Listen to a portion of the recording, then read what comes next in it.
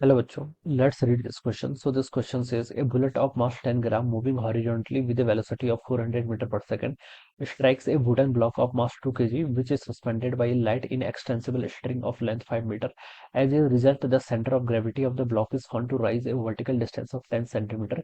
The speed of the bullet after it emerges out horizontally from the block will be। ठीक है, bullet की speed आपको यहाँ पर कैलकुलेट करके बतानी है।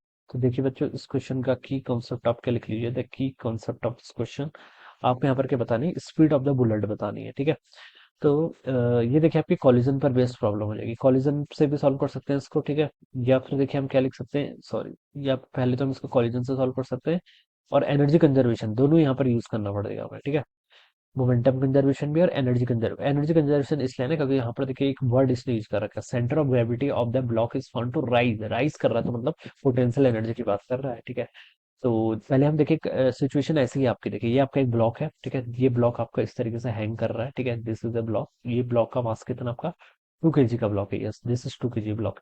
यहाँ पर आपके पास कोई बुलेट है, दिस इज अवर बुलेट। ठीक है, बुलेट के पास इनिशियल स्पीड कितनी देर की है, 400 मीटर पर सेकंड के इक्वल।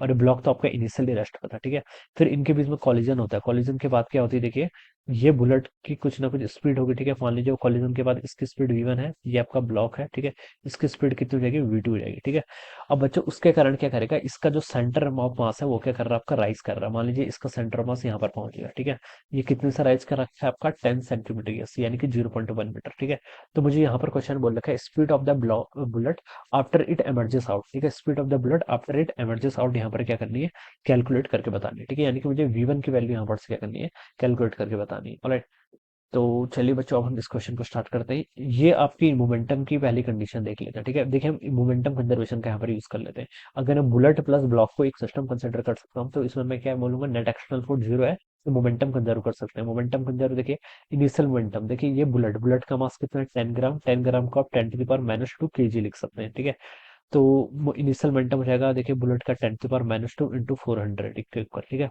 प्लस आपका ब्लॉक ब्लॉक तो आपका रेस्ट पता है तो 2 इंटू 0 हो जाएगा। Right, is equal to final final momentum देखिए कितना होगा, ये बुलेट का मास कितना आपका 10 टू द पावर -2 kg के इक्वल इंटू इसकी वेलोसिटी कितनी v1, प्लस आपका ब्लॉक ब्लॉक का मास कितना आपका 2 टाइम्स इसकी वेलोसिटी कितनी v2 के इक्वल। तो 2 टाइम्स यहाँ पर से कितना हो जाएगा, v2 हो जाएगा। This is my equation number 1। इसको थोड़ा और सॉल्व कर लीजिए। चलिए 400 इंटू 10, इसको मैं 4 लिख सकता हूँ और यहाँ पर हो जाएगा आपका 10 टू द पावर -2 इंटू कितना v1, प्लस ये आपका 2 टाइम्स v2 हो जाएगा। ठीक है, ये आपकी इक्वेशन नंबर 1 हो जाएगी। ठीक है, this is my equation number 1।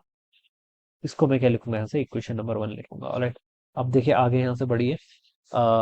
ये तो आपका देखिए आपने क्या कर लिया, यहाँ पर मोमेंटम कंजर्वेशन करा लिया। अब देखिए इसके बाद क्या होगा बच्चों, इसके बाद देखिए बच्चों, ये जो बुलेट ब्लॉक है आपका, ब्लॉक की वेलोसिटी कितनी है, v2 के इक्वल। ठीक है, ये आपका राइज कर रहा है, इसका सेंटर ऑफ मास क्या कर रहा है, राइज कर रहा है। इसके पास देखिए जब ये यहाँ पर था इसके पास क्या होगी, कौन सी एनर्जी होगी, it will have total kinetic energy. ठीक है, फिर जैसे जैसे राइज करेगा तो उसकी काइनेटिक एनर्जी किस में कन्वर्ट होगी, पोटेंशियल एनर्जी में।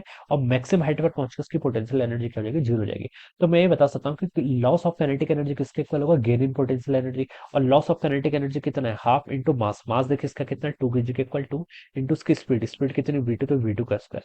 ये किसकी, ये this is a loss of kinetic energy. ये किसके इक्वल होगा, गेन इन पोटेंशियल एनर्जी। मास देखिए इसका कितना है, इसका मास यहाँ पर आपको क्वेश्चन गिवन कर रखा है 2 kg के इक्वल है, इंटू जी इंटू हाइट। हाइट कितनी राइज कर रखी है, 0.1 के इक्वल।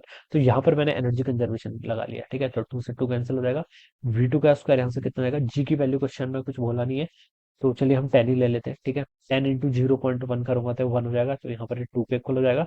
तो बच्चों यहाँ से v1 की वैल्यू कितनी आ गई, √2 के इक्वल आ गई, √2 मीटर पर सेकंड के इक्वल। ठीक है, तो ये तो मेरा यहाँ से क्या आ गया आपका, v1 की वैल्यू यहाँ से इतनी आ गई। ठीक है, मुझे यहाँ पर से ये क्या कर लिया मैंने, v1 कैलकुलेट करके बता दिया। ठीक है, सॉरी ये तो V2 है आपका, दिस इज V2। ठीक है, ये V2 है आपका। ऑलराइट, V2 की वैल्यू बता दी। V1 तो क्वेश्चन में कैलकुलेट करना है, speed of the bullet after it emerges out. ठीक है, यानी कि V1 कैलकुलेट करना है।